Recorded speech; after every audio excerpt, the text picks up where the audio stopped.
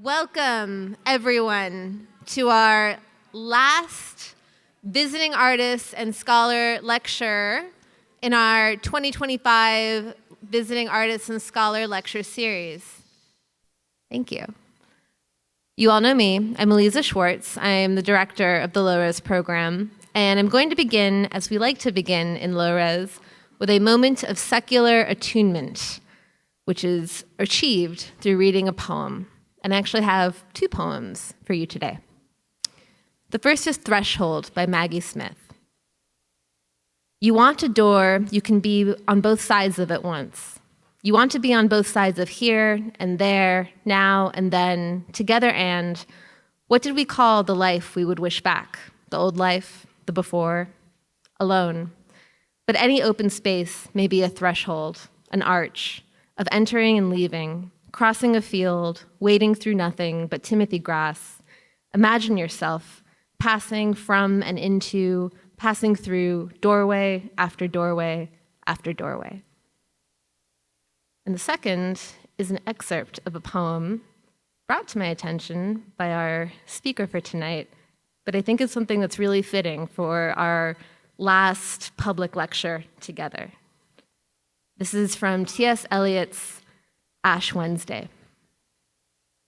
Because I know that time is always time, and place is always and only place, and what is actual only for one time, and only for one place, I rejoice that things are as they are, and I renounce the blessed face and renounce the voice, because I cannot hope to turn again.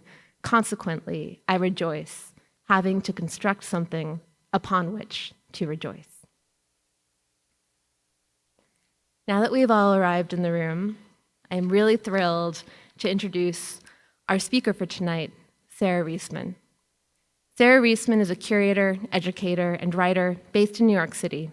Her curatorial and educational engagements have focused on socially engaged art, the history of exhibition making, public art, both temporary and permanent, artist books, and the intersections between art and activism.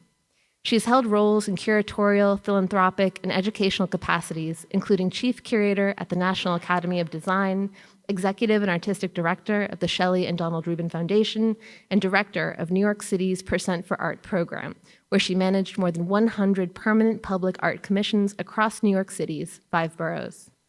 Reisman has taught art history and contemporary art at the University of Pennsylvania and SUNY Purchase School of Art and Design, and since 2016, she's been on the faculty at the School of Visual Arts Curatorial Practice Master's Program.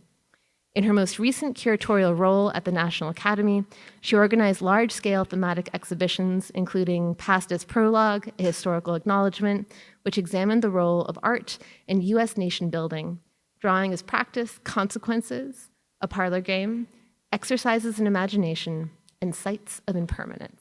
Please join me in welcoming Sara Reisman for tonight.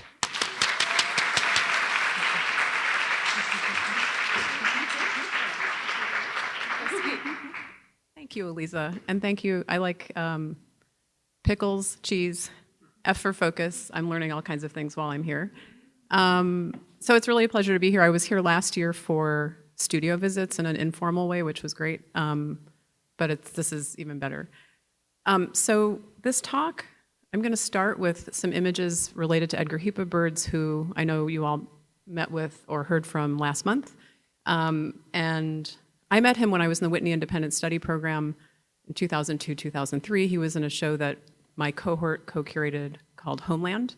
That was the backdrop was the Iraq War in 2003, the US invasion in Iraq. And so there was this question about like borders, territory, gentrification, surveillance, free speech. You know, I think we're in a similar place now, unfortunately. But Edgar was, for me, we showed the native hosts' works. And what I like to do when I give talks sometimes is to show native hosts at the beginning and talk through them either instead of or in addition to a land acknowledgement. And as probably most of you know, if you were at his talk, what you see is New York is backwards, and then WRPO is forwards, right? So the indigenous name is forwards and the US name is backwards. So it's a kind of attempt to get the viewer to rethink their relationship to place and the unceded land that we're standing on, I'm standing on. So then there are other locations where Edgar has done this. And when I first met him, he was saying, oh, I'm not doing this anymore. And I was like, really? You should keep going. And then apparently there was just such a demand in other parts of the world. There's a work here, which is in Minnesota in 1990. And this relates to, did he present this to all of you? It's another one of his civic signs. The title is Makatalna Zin, One Who Stands on the Earth, 1990. So he memorialized the 1862 hanging of 38 Dakota men in Mankato, Minnesota. So that was the largest mass execution in United States history, and they were the result of the US-Dakota War, which began after the US government did not uphold treaty obligations to Dakota people, leading to starvation and conflict. But I want to just reflect on place. So I grew up in Minneapolis, so there's this piece kind of has special meaning to me, even though I didn't get to see it firsthand. I had already left, for college at that point. But I did an interview with Edgar for Bomb Magazine that'll come out next week. And I asked him this question, which was, how did you come up with the native hosts? Because, like I said, I like to think of them as a way of grounding us in a land acknowledgement that's less pedantic, maybe, than some of the language that ends up being used. And he said that in the 80s, he did a talk at University of Rhode Island, and there was a native guy who was kind of his guide, his host, who was like taking care of his visit. His name was Oanisi, and Oanisi introduced him by acknowledging the local tribes. And Edgar said it was just so gracious that he acknowledged these tribes in this way, and it made me want to be gracious. So later, he was invited by the Public Art Fund to do this series of works in 1988, and that was his attempt to be gracious, was to not bring his own tribal kind of projection to the site. Not that it's a projection, but not to bring his own, but to think about what's there.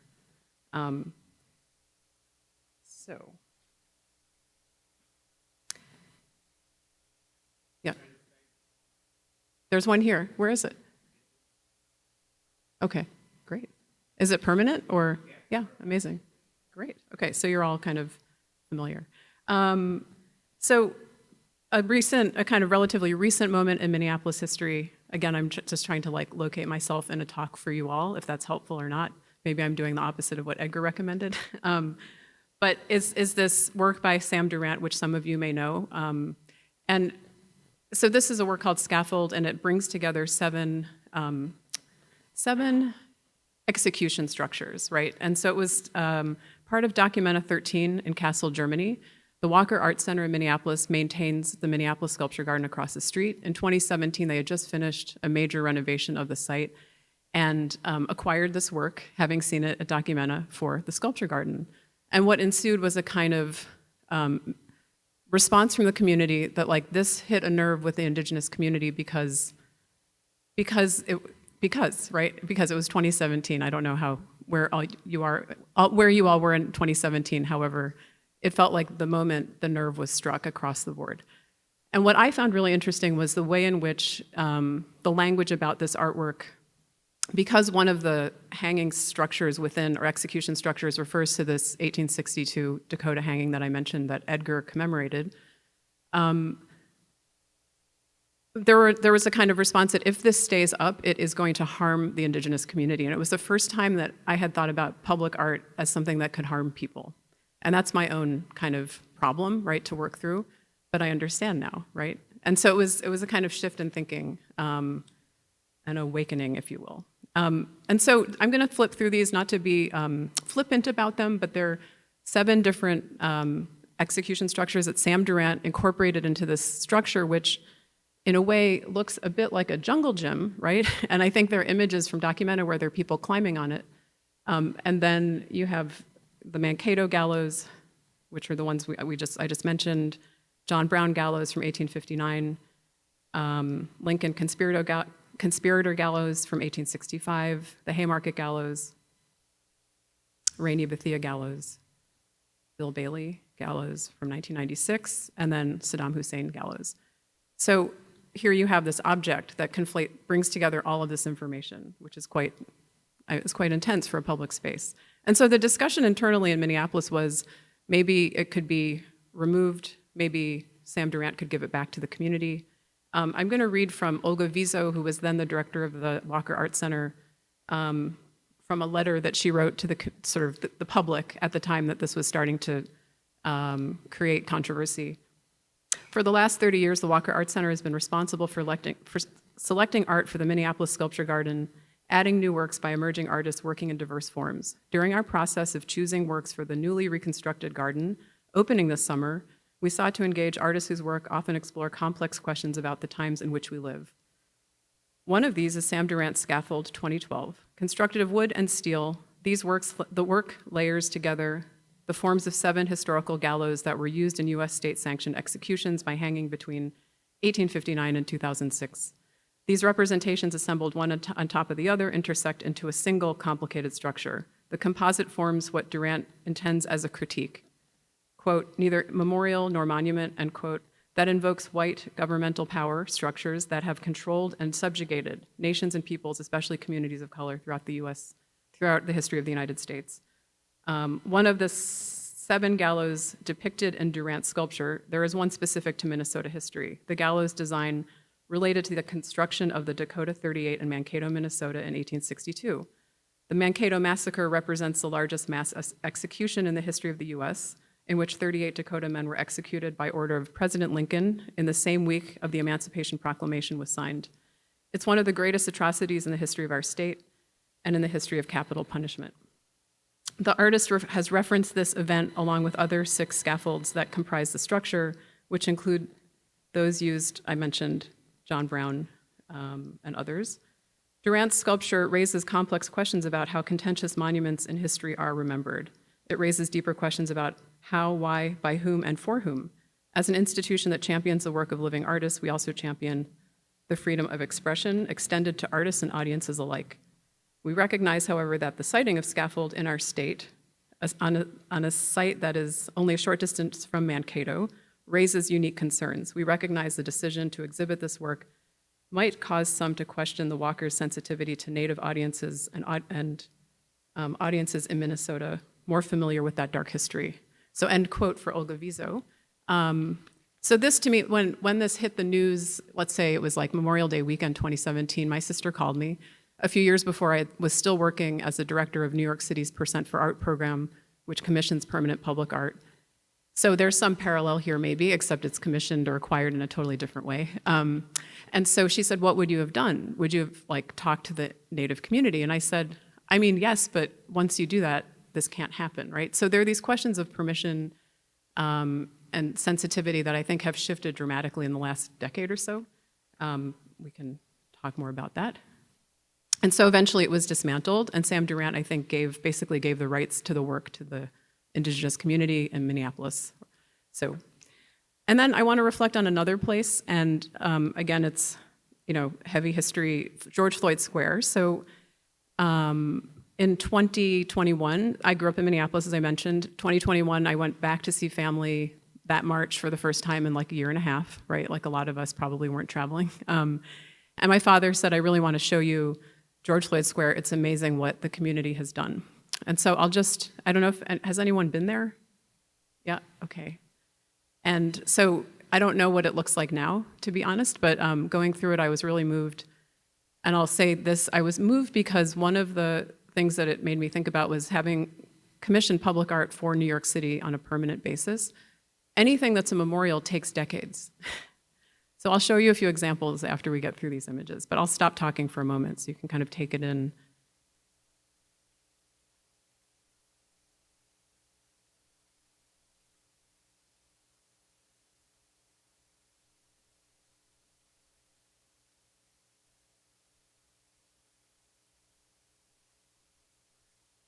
And then this billboard turned into a project that's like ongoing, and there's a group that programs it with different text and image, which is interesting.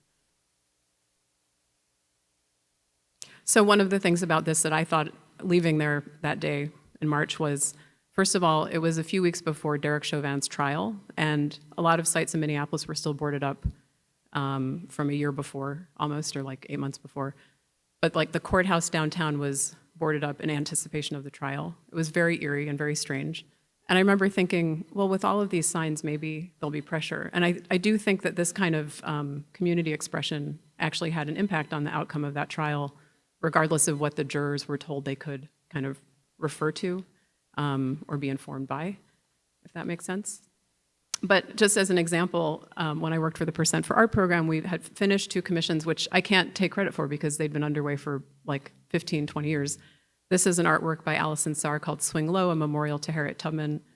And here we have Frederick Douglass Memorial Circle, which was done by 2 artists, the kind of traffic circle that you see, which is referencing a quilt design, which in a kind of folkloric sense or kind of myth, I don't know if it's myth or truth, but quilts were said to be used by the Underground Railroad as a communication system. So Algernon Miller designed this kind of paving structure with seating, which you can see on the lower right-hand corner. And then a Hungarian artist named Gabriel Koren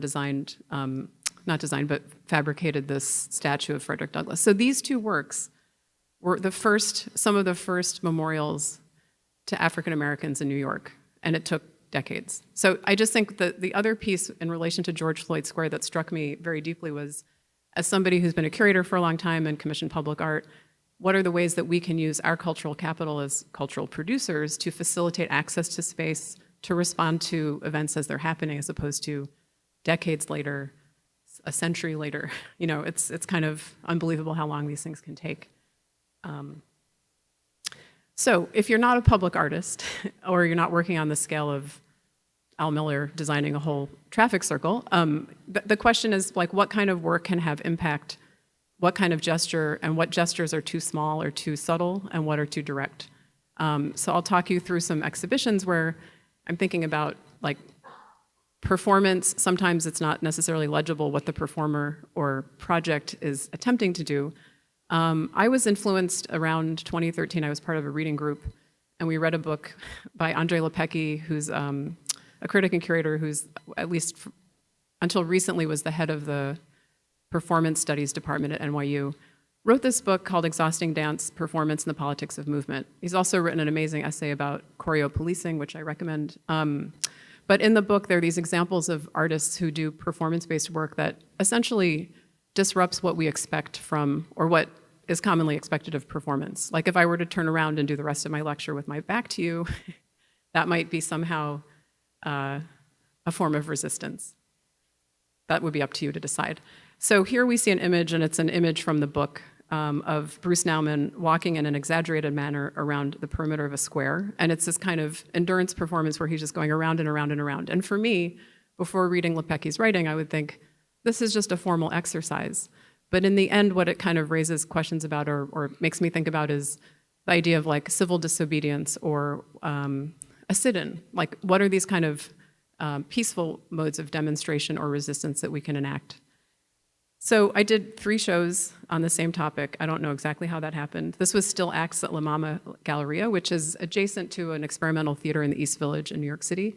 And I had heard they had a gap for 2 weeks, and I was like, I'm doing this show I've been thinking about. So the exhibition brought together works that basically disrupt our expectation for the flow of performance, and then gives space or creates space for, I think, political critique. And so I'm not going to read through all of the works, but here we have stills from a performance by Clifford Owens from a project he did called Anthology, in which he invited 26 African-American artists to give him performance scores to create a compendium of Black performance art, right? So here he's enacting the performance of Marion Hassinger, which is she titled Repose, and asks him to lie down and let people move him around. He chose to be nude.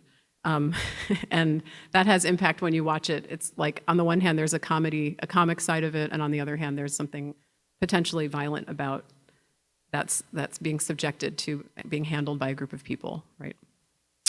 And so then I did another version of the show, calling it Enacting Stillness, this time at a space called Meat Factory in Prague.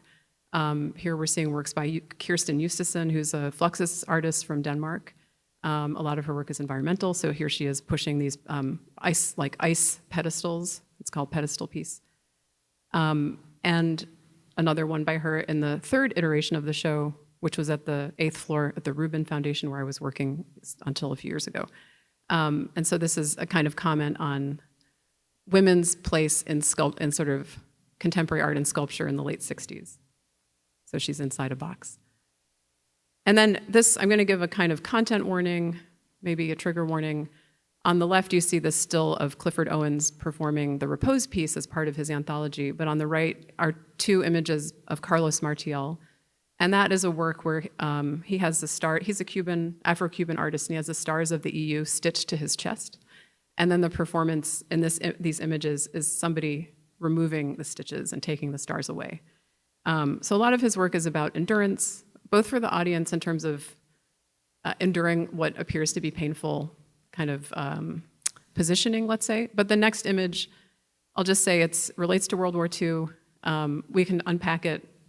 You can interrupt me if you need to, but we can unpack it at the end as well. So when I asked him to be in this show, he said, I have an idea. And he sent me this image. And he said, I want you to build a pedestal in the shape of a swastika. And I was like, okay, what? What do I do with this? How? So we typically would work with fabricators, but I think the staff that I worked with did not want to ask a fabricator to make this, if you can imagine.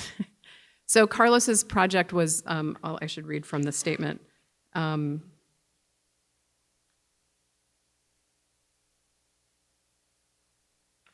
He said, like he describes this on his website, I stand in the center of a swastika-shaped base. 2 US-born white men attach wooden walls to each side of the base until I become invisible to the audience. So this is the beginning of the performance. And then you see walls going up. And it becomes kind of like, he was trying to make a connection or draw a connection between carceral politics in the United States and the kind of disappearance of people into the system with camps in World War II. So it was a very direct thing, and I've presented this, and people have been upset, so I am curious what you all think. But what happened in the room was actually quite moving, because I think the question is, what do you do with a performance like this? First of all, if an artist proposes this, do you say, well, it's too intense, I'm not sure. The patron that I worked for had said, well, I hope that there'll be a discussion to follow the talk. And I mentioned that to Carlos, and he said, I can't do a talk after I do that performance. I'll be too kind of ruined from standing still for that long. But what we ended up doing was hosting a talk between him and Clifford Owens the next week about the history and legacy of body art of the 1970s. So there was a way to unpack the piece. But at the end of the night, this is what you could see. You could just see his shadow. I don't know. And the drama of it was interesting because as people left, like they filtered out, and then he just walked out of the side, and it was like, oh, we didn't need to like get him out of there. So, yeah, but I think that actually did affect a lot of people's thinking about, it's this idea of changing hearts and minds, which is a corny phrase, but I think something does happen when people are confronted with the idea that somebody has been kind of closed off. So my question to you, and we can talk later or afterwards, would you say yes to doing this performance, and how would you prepare an audience for it? We actually had some information saying no photographs allowed, no images on social media, so that the work wouldn't be taken out of context. And so in this role at the Shelley and Donald Rubin Foundation, which is focused on art and social justice, I had a really unique opportunity to do exhibitions that addressed social justice themes of the day in a kind of elaborate as we wanted them to be, the exhibitions. So In the Power of Your Care was something that came up out of my having worked for the city commissioning public art, and this is a little bit technical political stuff, but I had worked for the Percent for Art program between 2008 and 2014. In 2013, Mayor Bloomberg, his term was over, and then there was a new mayor, Bill de Blasio. And the dynamics around accessibility changed in a very, very striking way. Like when we were commissioning new artworks, we would be asked, or even old artworks, well, how is somebody going to have an equitable experience of that project? And it's like, in what way? Like because of sight or because of mobility? Like I think the city was working through it all around. But it got me thinking about accessibility and healthcare, though they're not the same thing, they're intertwined, I would say. So,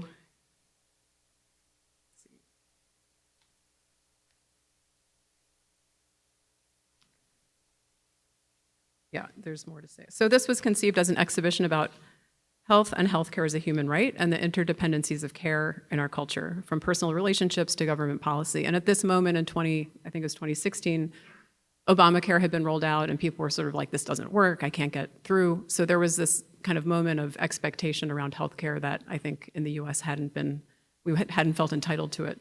The show addressed issues like the politics of institutionalized care in hospitals, military detention centers, and FDA's ban on blood donations from gay and bisexual men, and the challenges posed by medical treatments of cancer and HIV. So the show proposed this idea of healthcare as a human right that could be upheld through community-based efforts and policy change.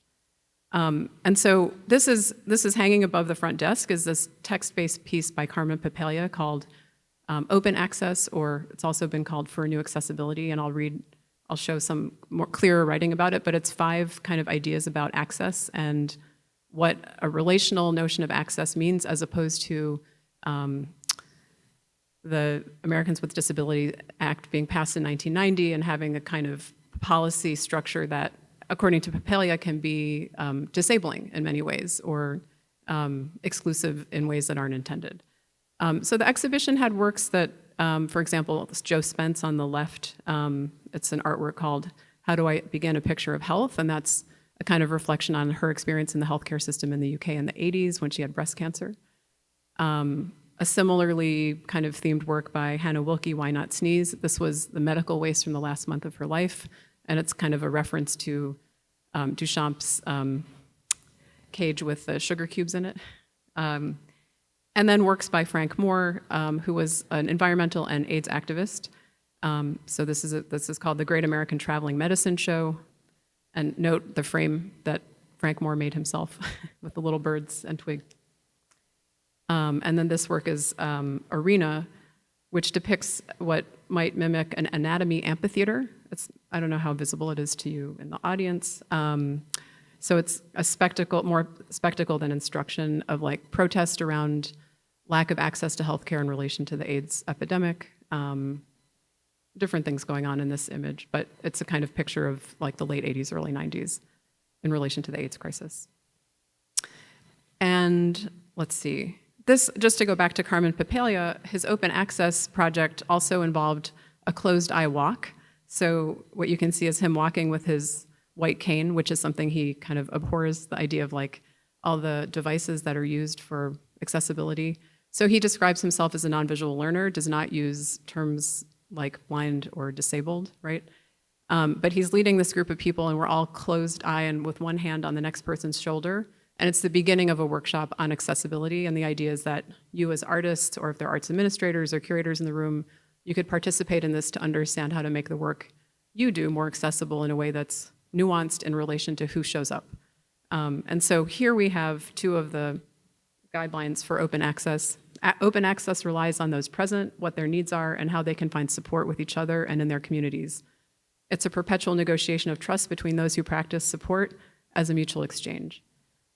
Open access is radically different than a set of policies that is enforced in order to facilitate a common experience for a group with definitive needs. It acknowledges that everyone carries a body of local knowledge and is an expert in their own right. And I love that last line because that's something to aspire to, I think, in terms of what does real inclusion look like. Sorry, you want to, yes, somebody's taking a photo. Go ahead. And so he developed these kind of walks. Originally, there was a megaphone called White Cane Amplified, where he walks with a megaphone on the streets of Vancouver, where he's from, saying, I can't see, can you hear me? Can you see me? Can you help me cross the street? So he's hailing people on the street to help him get across the street, and it kind of works. And then here he is with this mobility device performance, which is with a marching band on the High Line. So it's like the marching band guides him, as opposed to the white cane or the megaphone. And I think for the colloquium reading, I included a book called Mobilizing Pedagogy to Social Practice Projects in the Americas by Pablo Helguera and Suzanne Lacey with Pilar Riaño Alcala. And this was a show that happened in 2 places. A colleague, friend named Elise Gonzalez, who's now at Ruby City in San Antonio, was the curator of exhibitions at the Art Design and Architecture Museum at UC Santa Barbara. Yeah, Santa Barbara. And she was applying for support or to participate in Pacific Standard Time, which is a region-wide exhibition across Southern California. And the theme was LA, LA. And so she wanted to work with Pablo Helguera, who is a longtime kind of collaborator of mine, friend of mine, who I've worked with many, many times.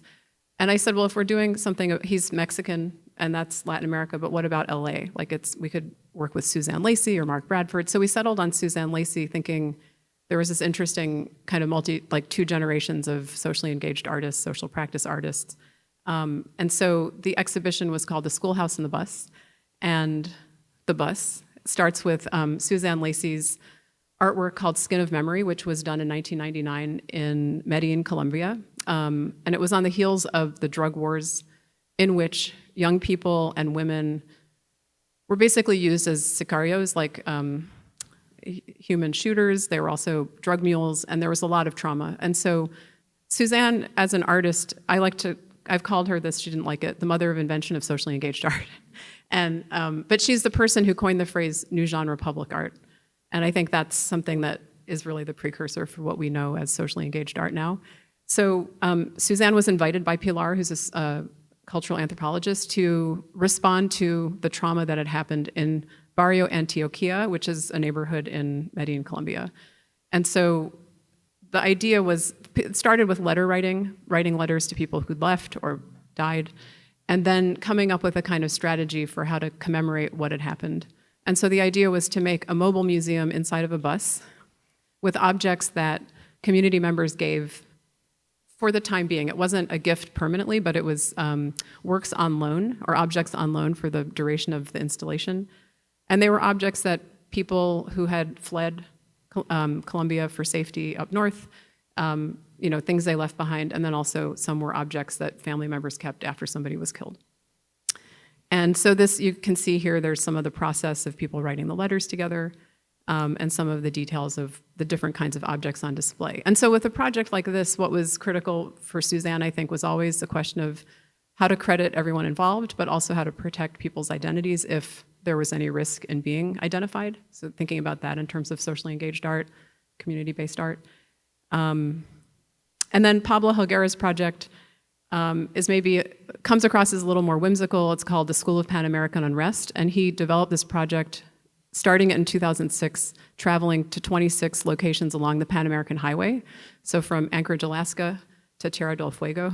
And in each place, he popped up this yellow tent and in advance would organize like performances, panel discussions, talks, readings, different kinds of things to get kind of Pan-American exchange to happen again. And I think there was a moment in like the 50s when Pan-Americanism was a movement, and then because of US intervention in Latin America, no longer, right? So there's this kind of disconnect between countries that are quite close to one another. And so you see him with the flag for the school, with this bell with an eye, and I think these images are so great. He did a TV show in one place, a talk show. And so then the question is, how do you show these works in a space, in an exhibition? And that to me never feels like a problem, it's just a question of how and how the artist wants to see their work. And so The Skin of Memory by Pilar and Suzanne had been shown actually at in a biennial in 2011 in Medellin. That never happened again, or I don't think it was recurring right away, at least. That actually led to something interesting, which was a museum of memory related to the drug wars. So it is a kind of example of an artist intervention that can then can have some kind of lasting effect in how people understand the role of culture in everyday life.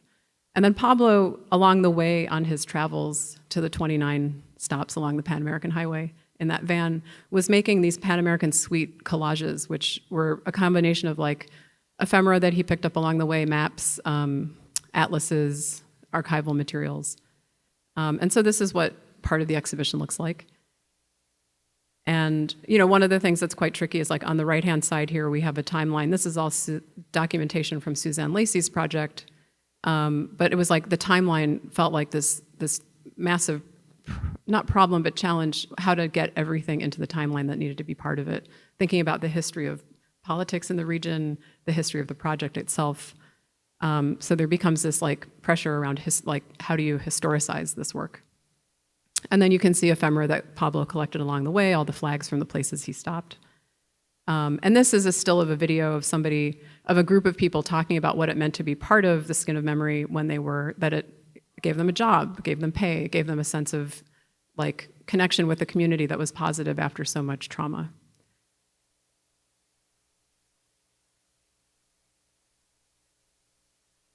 So the challenge is if you're really socially engaged like Suzanne is, it's always like, but what is the object? What is the object? Another project which is connected to what I included for colloquium reference, I think, is the Supper Club, which is an artwork by Elia Alba that's three-pronged. You're looking at the cover of the book that was sort of the culmination of my involvement in the project. This project started out as a series of dinners that Elia initiated in 2012 officially, working with Recess, which is a nonprofit in New York that does community-based art programming in a variety of ways, but at the time it was more of a gallery and residency space.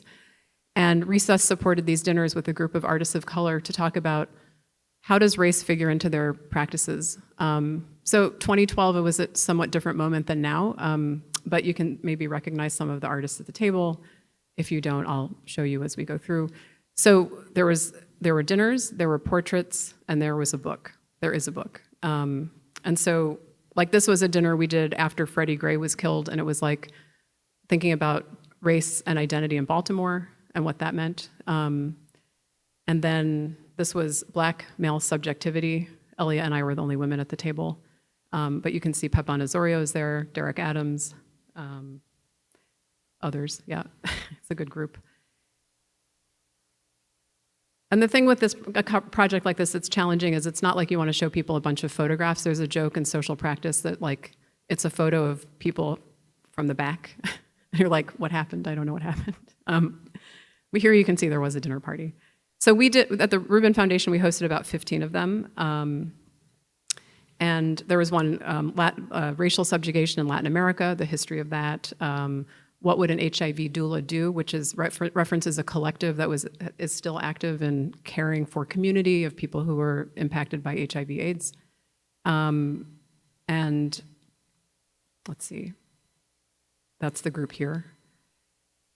And then I'll just skip ahead to the photographs, which Elia is a really gifted photographer and sculptor, but her photography, she did these portraits of artists, friends, and associates, all artists of color, but of all different backgrounds, trying to synthesize their practice with kind of their self-representation, if that makes sense. So here you have Clifford Owens, the conduit, Coco Fusco, the provocateur, LaToya Ruby Frazier, the Bredonian, the professor Hank Willis Thomas,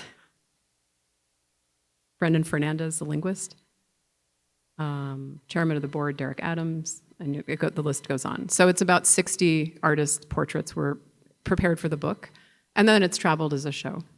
But I think one of the things that came out of doing this project was sitting at 15 of these dinners, which were quite long, and we transcribed 8 of them for the book, editing them down for kind of clarity and legibility, I think. And also to sort of cut out some of the late night part of the evening when things got messier. Because the dinners would go on for like 4 hours. So you can think of a 4-hour dinner transcribed, and it's like, this thick. I mean, it was, the art, Elia was like, I want all of it in the book. It's like, it's not gonna be a book then. It's just gonna be like a stack. But these portraits, I think, really gave visibility to a range of artists. Of course, there are artists involved who are like already kind of at a major point in their careers, like Simone Lee, the Earthseed, Heather Hart, the Oracle, the Shaman, Guadalupe Maravilla, the Body Electric, Jacoby Satterwhite, the musician Jenny Jones, the hero Sean Leonardo, and this is in visual storage at the Brooklyn Museum. So he's white, which is a kind of reference to the fact that a lot of marble originally was painted, right? But then historically, it sort of loses its color over time. Jeffrey Gibson, the disco shaman. Abigail DeVille, the pulsar. Storyteller, Firle Baez. And on and on. So, beautiful project.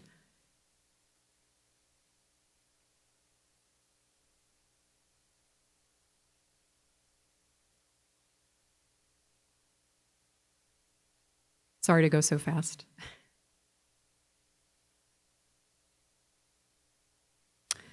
And then kind of on a more personal note, an exhibition that I curated 2 years ago for a nonprofit space or a non-commercial space in the Lower East Side called 601 Art Space was called 2 Grains of Wheat.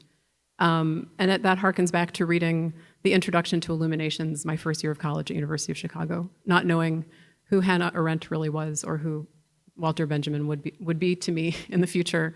But reading this introduction about his life, and there was this reference to 2 grains of wheat, which should contain the entire Shema Yisrael, which is the very essence of Judaism. These are in the words of Hannah Arendt, but referencing Benjamin's notions of spirituality.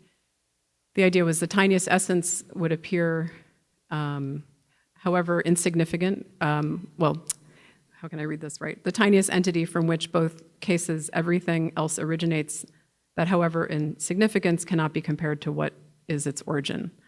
So thinking about 2 grains of wheat, the essence of what is spiritual. And so I organized an exhibition of works that actually kind of connect with the idea of what is public, what are beliefs that are publicly held, and how much they vary in the way that we each interpret them. So thinking about like ideas and images that can lead to polarization, right? These works are by the first Percent for Art artist, Jorge Luis Rodriguez, did these works called Labyrinth, and they're like the kind of design in the floor of a church, the labyrinth. So he took that design and kind of folded it in order to make a shelter. These were proposals for public art that have not yet been realized from 1979. An artwork by Hinda Weiss called Among Graves and Ruins, which is an artwork that she did this surreal film about the Rockefeller Museum in Jerusalem, which was originally called the Palestinian Archaeological Museum, founded in 1938. And it contains objects of Palestinian culture, Armenian culture, and Jewish culture. And to go through that museum, you see this kind of relationship between all the cultures. Of course, that's super idealistic in this moment, but I hold on to it. And one of the details in the film that's beautiful is, can't see it here, is that they're little animals kind of moving along these kind of edited, surreally edited landscapes. And Hinda's comment is, animals do not know borders the way humans do. And let's see. So one of the critical works in the show, these are works by John Ahern and Rigoberto Torres. John Ahern is an artist who is well known for having made a work for the Percent for Art program in New York in the late 80s that was famously removed, portraits of 3 residents of the South Bronx for a police precinct. These works are collaborations between him and his main collaborator, who comes from a family that does statuary fabrication, Rigoberto Torres. So these works were on view, but not the removed ones. But this work is sort of the key artwork in the show by Olu Oguibe called A Monument to Strangers and Refugees that was created for Documenta 2017, so Documenta 14 in Kassel, Germany. And you see this obelisk on which there's this text, I was a stranger and you took me in, which is Matthew, right? And he translated into 4 languages in gold, etched in gold leaf. In English, Turkish, Arabic, and German. And the piece was initially received really well by people, German people and local activists. People were organizing around the refugee crisis, people coming from Syria towards Europe, trying to kind of organize. And initially, the city of Kassel wanted to keep the piece, saying this should be permanent. And then they changed their minds, as municipalities do. And so here you see it being removed. And an artist in the show, as I was talking to Olu about the project, he said, you should talk to this artist, Pamela Valfer. She's LA-based, but she's trying to get German citizenship from a Jewish family that was pushed out of, left during World War II. So she did these rubbings of each side of the obelisk, which I think it's like 52 feet high. So this is like the height of, a pretty high ceiling. And then we did these newsprint handouts that people could take home and have the work. Another example, Meryl Laderman-Euclides, A Whole World, which is a kind of reprise of a work she did in 1979, A Letter to the Sandmen. So do you all know her work? She was the artist in residence at the Department of Sanitation, and in theory, she still kind of is. She still has a space there over 40 years later. But she wrote this letter to the Sandmen to get them to participate in touch sanitation, which is this work where she's thanking each of the sanitation workers for keeping New York City alive, drawing a parallel between sanitation workers as the keeper of the city and women as keepers of the home. So a very feminist project that the feminist kind of aspect of it is sometimes misunderstood, I think, or not recognized. But she did this letter and said, I want to do something that refers to the Talmud. So there's this point in her letter to the sanitation workers in which she says, the Talmud, in speaking about how precious human life is, says, each human being is a whole world. She goes on to say, you do the most necessary work in the city. You keep coming back. You're probably the biggest experts on what's going on around here. I am amazed when I talk to sandmen. They can tell me what a street will look like even before we come there. Magicians. Of all the people who symbolize the city as public workers, you know the city, you feel it in your hands, in your backs, in your bones. So she was excited to print this large scale and revisit this. And we had people from the sanitation department coming through. We didn't get much press, but we got like civic workers coming to see the show. So that feels like a kind of success. And a few other works in the show, a prayer rug by Basira Khan, Muslims Equal America. This was something she was commissioned to do for the Jewish Museum a few years before that reflected on like the Muslim travel bans when Trump was first elected. And Joseph Liotella made these, this is based on a dance floor that he created as a way of, a piece called To Move Is to Remember, and it was after the Pulse shootings in Orlando in 2016. The idea here was there was a dance floor with like flowers hanging from a ceiling, dusted with gold, and then the flowers kind of dropped on the ground, and it became this like memorial to what happened on the dance floor. And then Mel Chin, Cross for the Unforgiven. I'll just tell an anecdote before I end my talk, which is Mel made this work in 2002. The first time I saw it was 2013 at a friend's loft, at Saul Astro's loft, in a show that was like a takeover of this beautiful loft in Chelsea.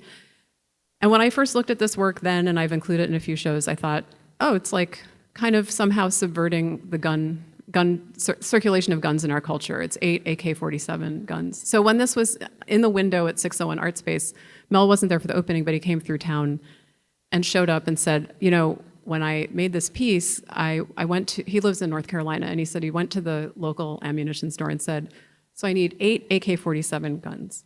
I'm making a work. And the guy behind the counter said, well, what war are you starting, Mel? And he said, I'm not starting a war. I'm making an artwork. So he drew a little picture and he handed it to him, and the guy put it up on the wall.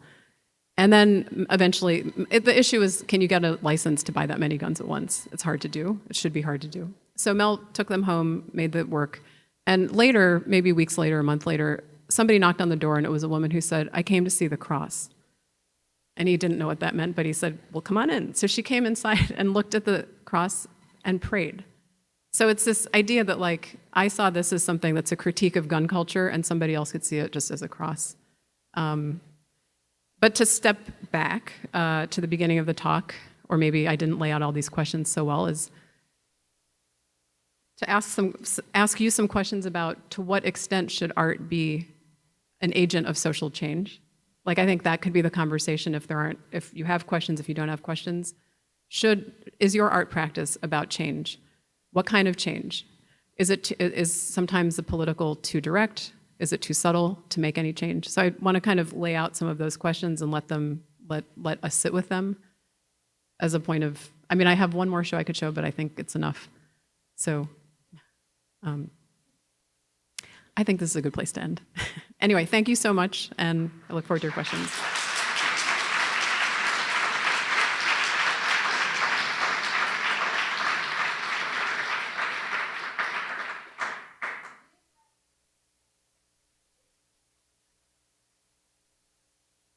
Sure.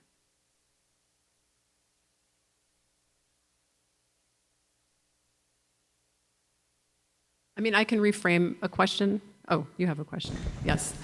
Thank you. Thank you so much for your presentation. I guess I have a question that probably you heard many times. If you could make a bit of a differentiation between community arts and socially engaged practices. What's the difference between socially engaged and community-based art? Community arts and socially engaged practices, yeah. So I guess I'm going to answer that. It's like my training from working for the city.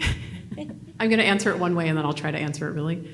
Is sometimes when talking about socially engaged art, there's this distinction I think I can make between relational aesthetics and socially engaged art.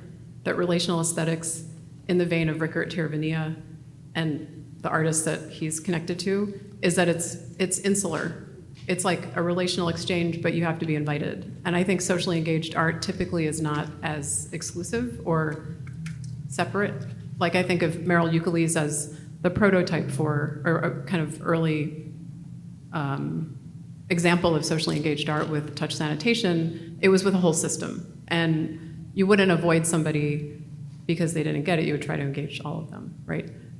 I think with community art and socially engaged art, I think that I actually have never thought about the difference in the way that you're asking. I think that community art is often more about an aesthetic that is the community's, whereas socially engaged art, I think an artist is setting the terms more clearly or more holistically. Like I think of when I worked at the Rubin Foundation, we would get a lot of applications for art and social justice kind of grants, like funding, and people would put forward ideas like, we're going to work with an artist, we're going to do murals, and you'd say, well, who's the artist? And they didn't know, right? And I think in a way that's the community side, is it's not so important who the artist is, it's the act of a kind of collective process.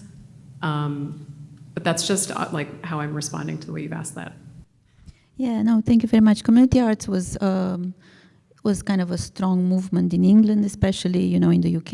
It was, people were trained in community arts, and it was indeed about never putting the name on a piece. Right. And there is this big debate, you know, in how do we do we need to differentiate, how do we differentiate, and how do we engage as practitioners in what we're called, you know, socially engaged arts, and how do we keep that ethics? Anyway, there's a long discussion, but there's huge discussion. I think the issue with socially engaged art is the wave of it in the last 20 years actually ignores a long legacy, especially in theater and performing arts. There's been community embedded practice and like working with formerly incarcerated people to make theater, you know what I mean? And so a lot of the visual artists who are socially engaged, I think, miss that.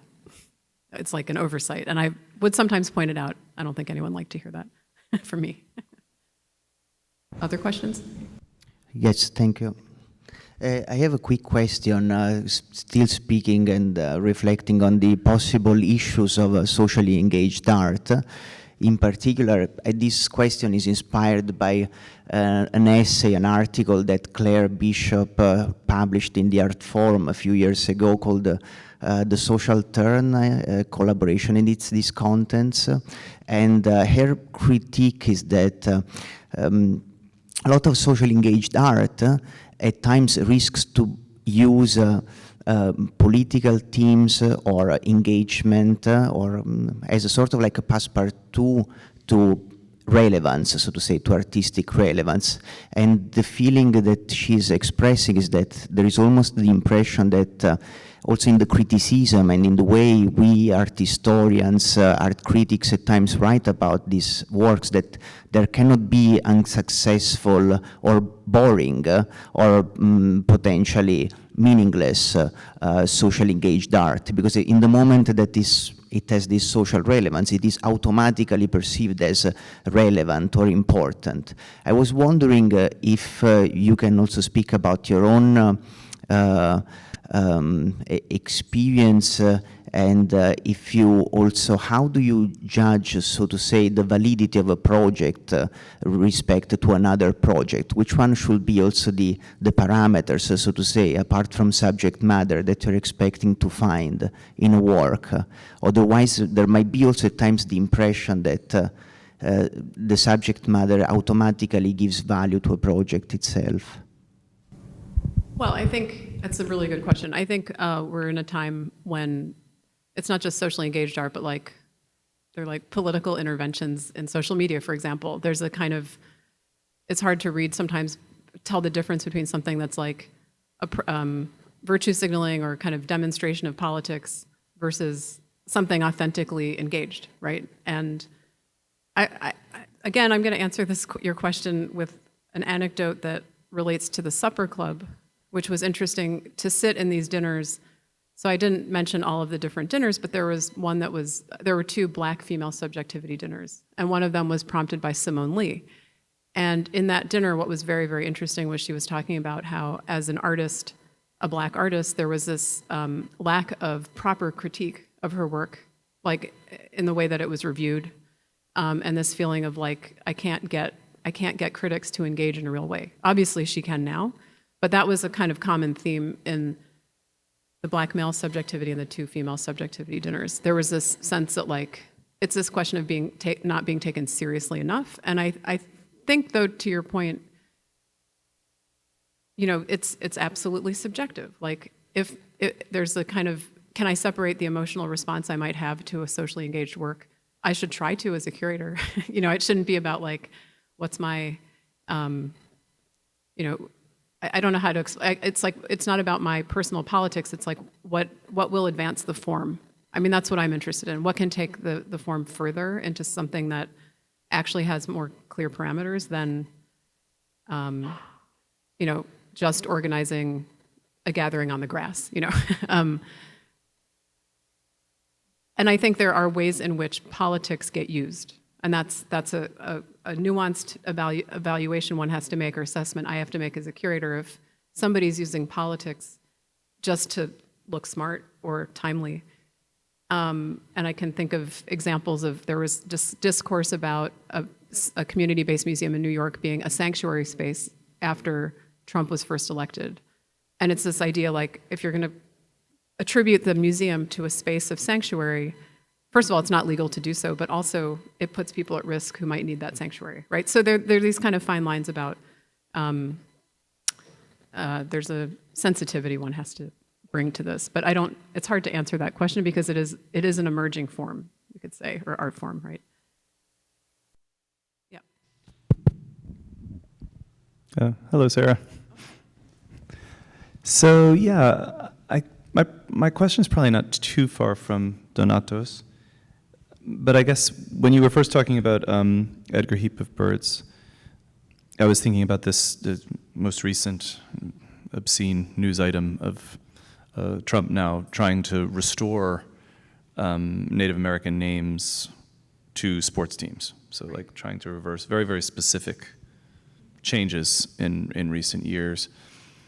And just the extraordinarily cheap way that this administration is using these what we used to call culture war provocation, right? Like change a name, like a substitution, on the very ground of representation that I think often artists are hoping to affect social change, right? Because to me, I think the way we represent things or have names for things, communication, media, those are forms of social change if you can shift the needle. And I guess I'm curious if you feel that we're entering a new stage, whatever that might look like, in terms of how artists can push buttons. One example I'm thinking of is this show that's planned at the Brick in Los Angeles in the fall, where they're going to take these monuments that were taken down, give them to artists to, in some cases, detorn as they like, And I'm very curious and eager, in a way, to see if this will have a social change. Well, I think that I've been in some conversations, for example, with the National Coalition Against Censorship and the Vera List Center. There's a working group that's been in conversation. And I went to a meeting where there were a few attorneys in the room, and they were talking about, with DEI language, how to kind of, you have the option to neutralize the language but still do the same thing, right? And so that's a question. I think we're entering a phase where that's going to happen. I don't know if that's what you're suggesting or asking. I think it all depends on how artwork is funded, how an artist's kind of practice is supported, and if it's private sector, I think it's, I mean, I can't really predict, but I think that it's safe up to a point in a way that a public institution has to be more circumspect or careful, or that seems to be what's happening. I don't know that we really need to be so careful, but that's the sense that I'm getting from institutional anxieties that I hear about on the ground. Does that answer your question, Daniel? Yeah, I do think we're entering a new phase of kind of like being stealth in some ways in terms of critique. I'm so curious to hear you comment on what I perceive as sort of a spectrum on how artists that do social practice end up thinking about an art object versus documentation. It seems like Melchin, for example, definitely makes art objects also, but some people are much more on the documentation side.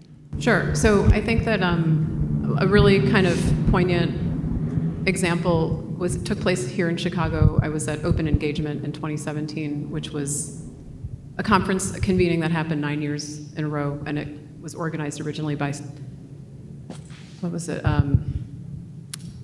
Portland State University's social practice MFA program, like the Harold Fletcher and Jen DeLos Reyes organized that, and then Jen took it over. And so I did some programming for the conference, but the keynote was Theaster Gates talking at the Stony Island Art Bank. And I remember being kind of amazed, thinking, there is value in having an object, because I think for a lot of people, the idea that this is the artwork, this relational thing, they're like, I don't see it. I'm not part of that, right? So I think the object is the entry point. But I do think there's a very broad spectrum. I mean, with Suzanne Lacey, what was challenging with the Schoolhouse and the Bus, that show, was she had these shelves. We fabricated shelves like the bus, because we weren't going to get the bus into a building.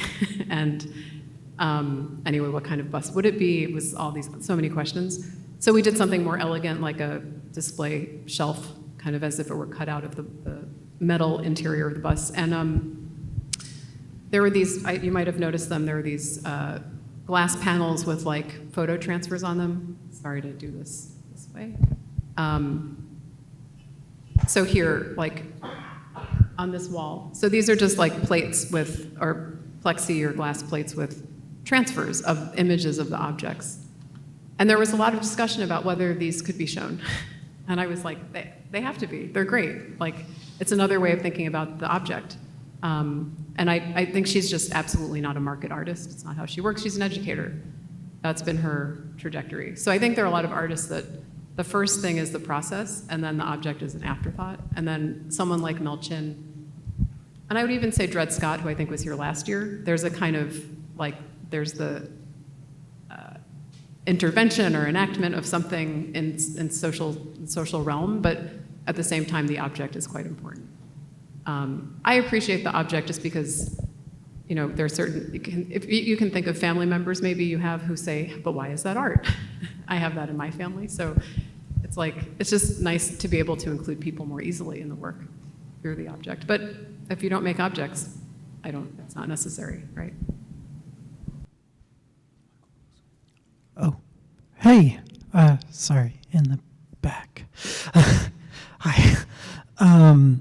I just wanted to say thank you for sharing the open access work.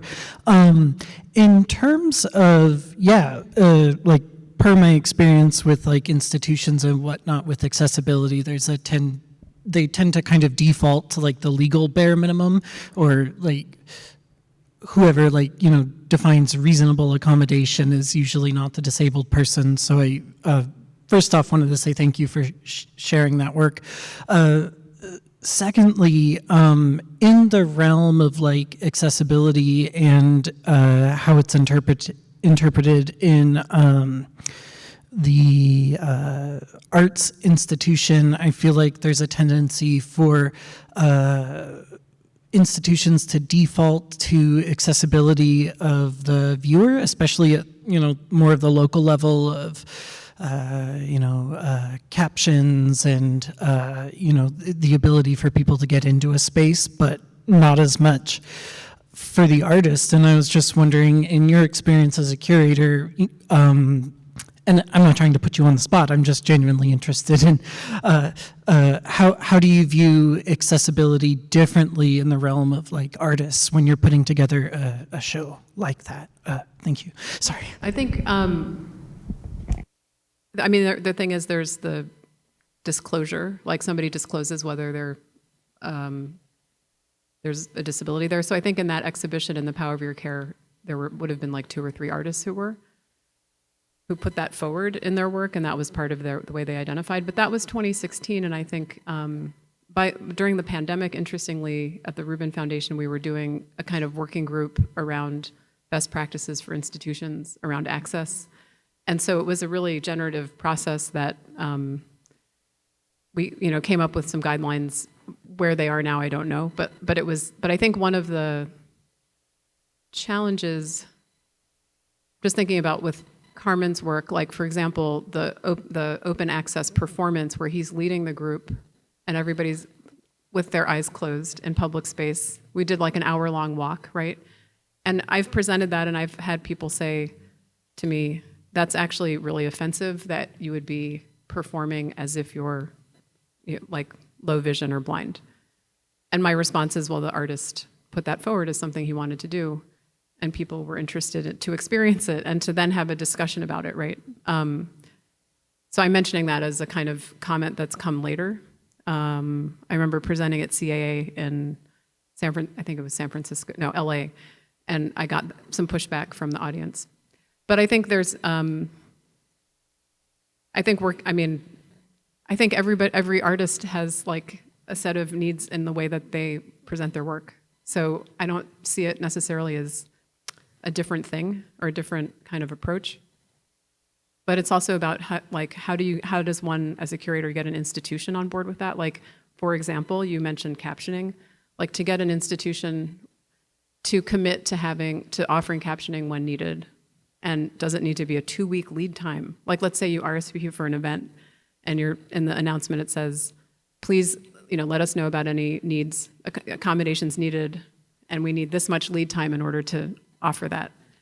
There's a lack of capacity, I think, and a lack of will, and I worry that we're in a phase where that's going to sort of, decline again. But that's how I think about it. Yeah.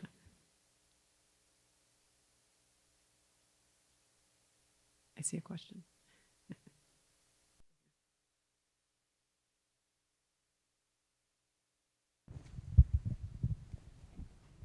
Hello, thank you for your lecture.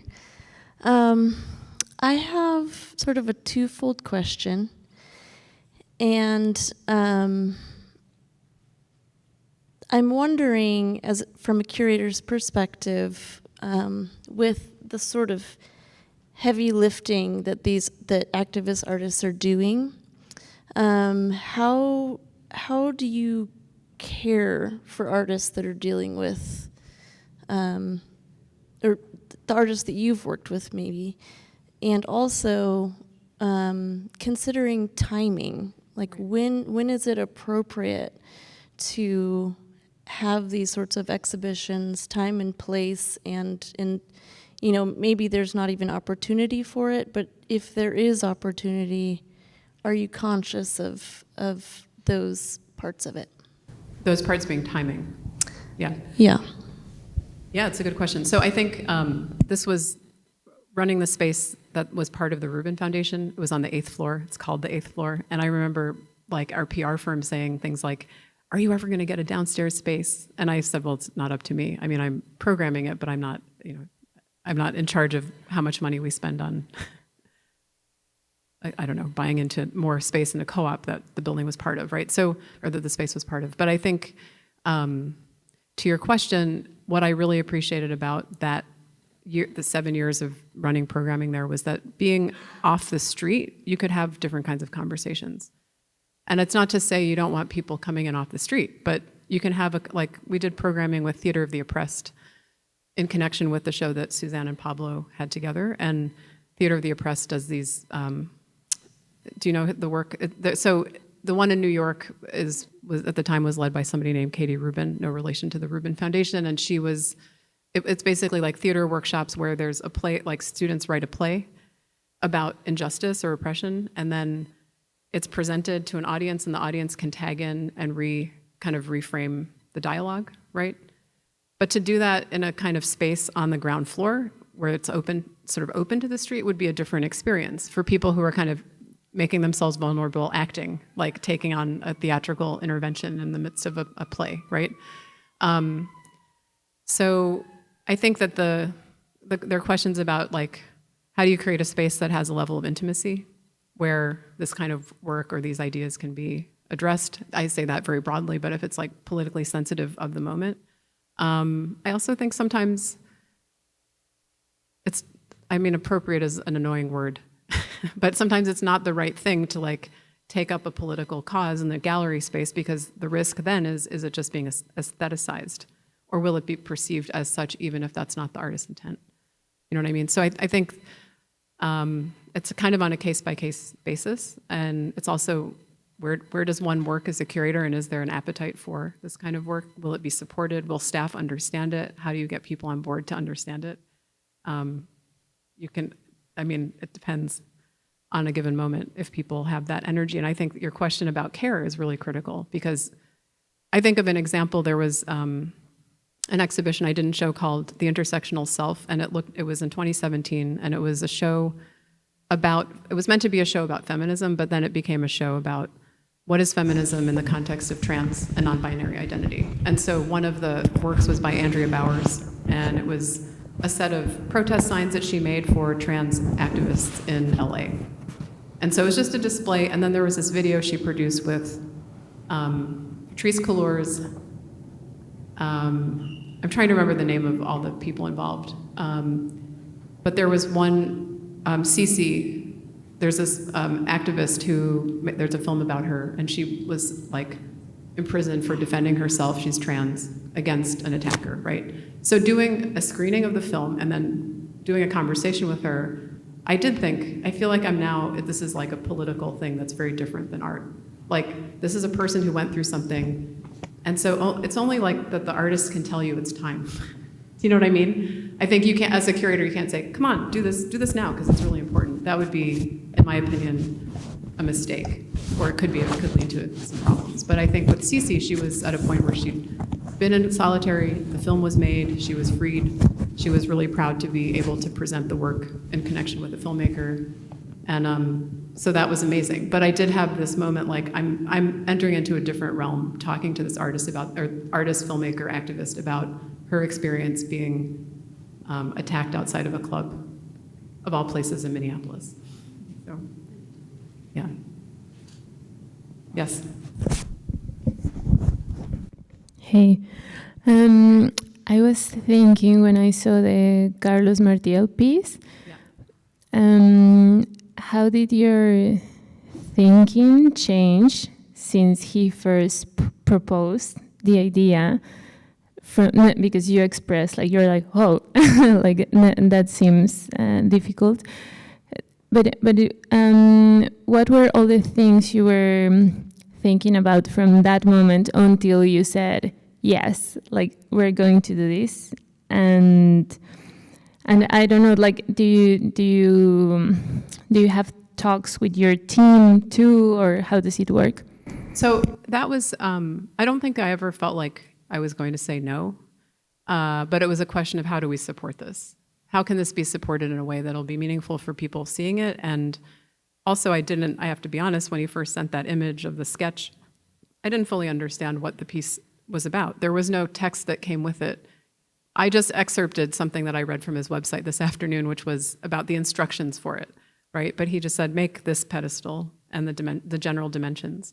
And I think what was challenging is it's the kind of work that nobody wanted to say they were uncomfortable with it, but I think there was discomfort with some of the staff, and I understand why. And I think there's an exercise of, this is going to sound wrong to put it, but there's a kind of experience of discomfort that is very critical in changing how we understand the world. Like, if it were always comfortable, if it's only about comfort, I don't know I don't know that change is possible. And so I think in the case of the way his work registered for some of the staff, some of the people visiting the performance and watching it, I mean, they understood, first of all, it was the only time we ever had an event like that without wine, without snacks, without cheese and pickles. And so there was a kind of like, it was like clear that it was a different kind of thing. And, but I think my main question was, he's asking for something and it feels like, I actually feel like we're lucky that he's asking us to do this because it's clear, it's important.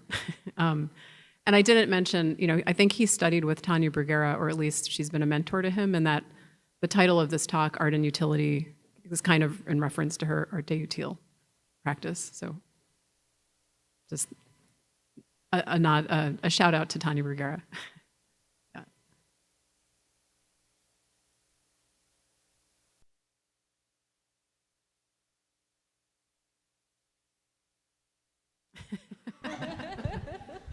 We can workshop it.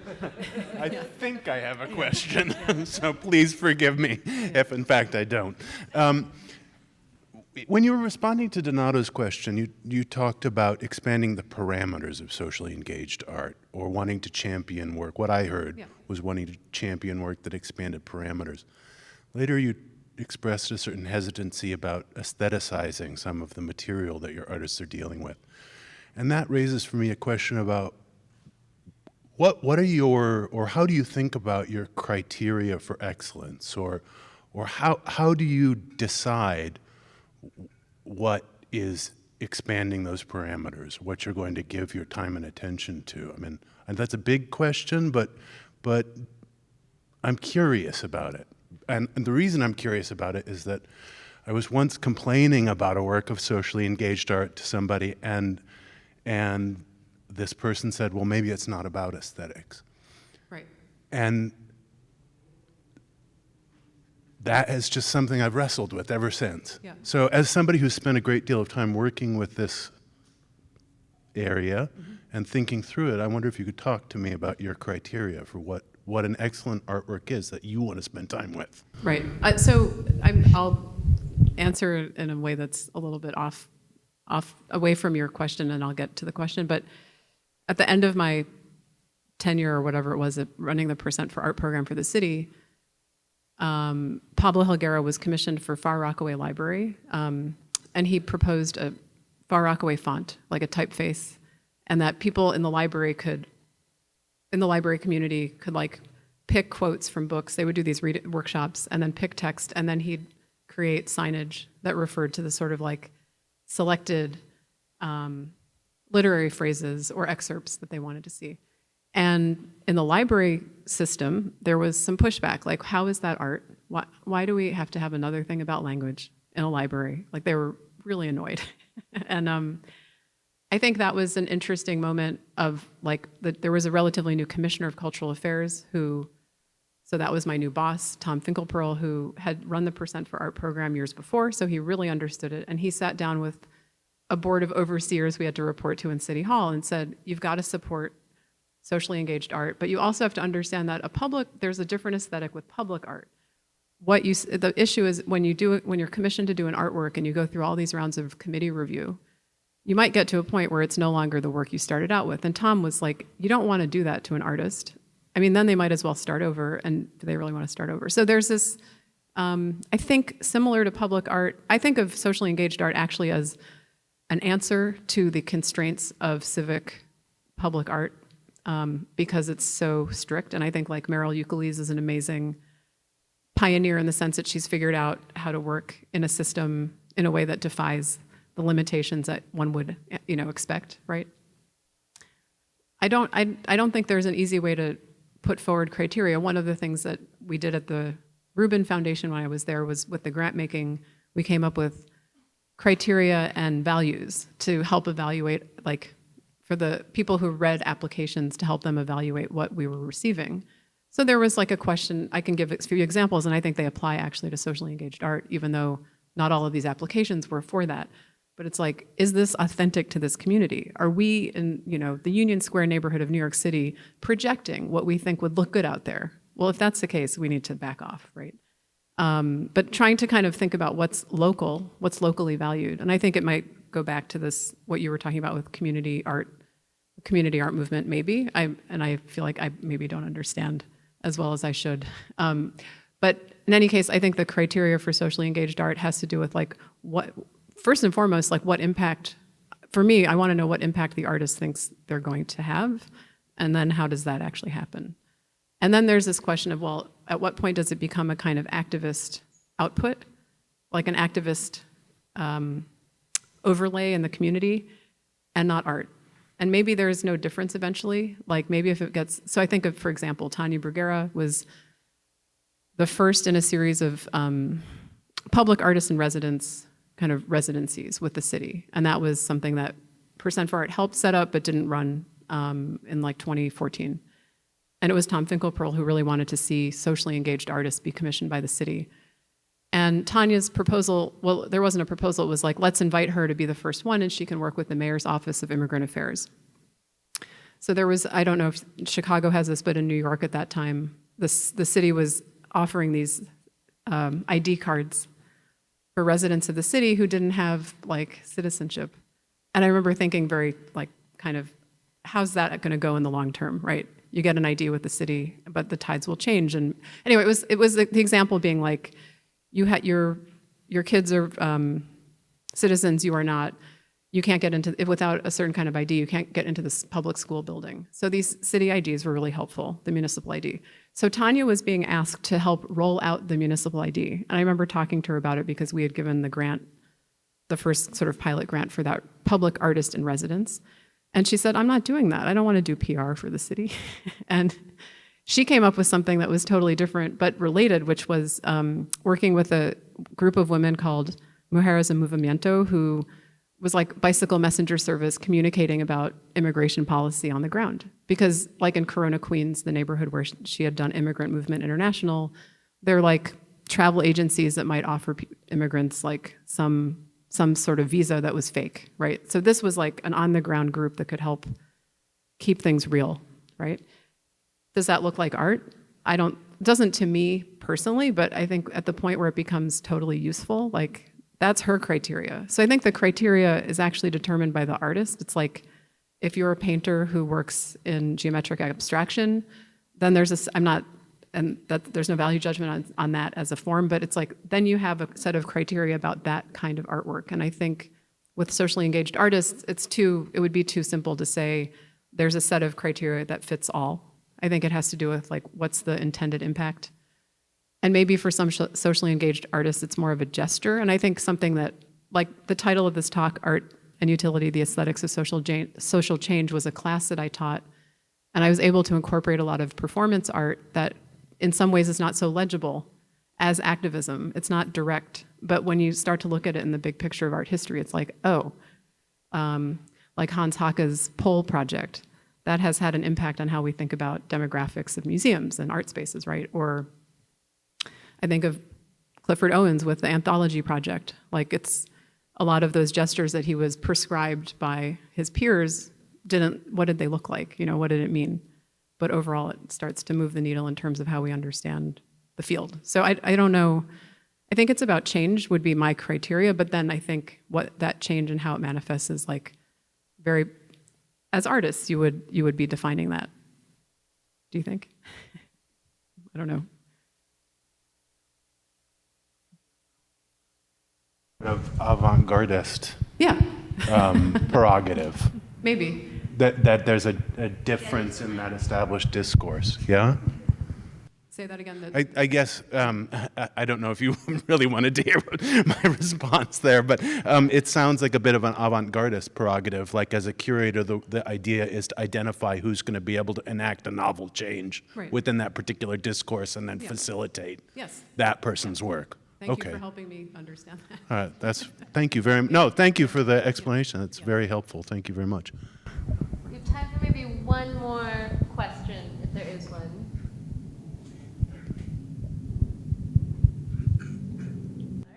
Just to acknowledge that a lot of these artists are... I've got a big mouth. Yeah. I just wanted to acknowledge that a lot of the artists that you're addressing today are alums of this school. I was aware of some of that, but not all. Yeah. Yeah, thank you so much. It's a pleasure to be here.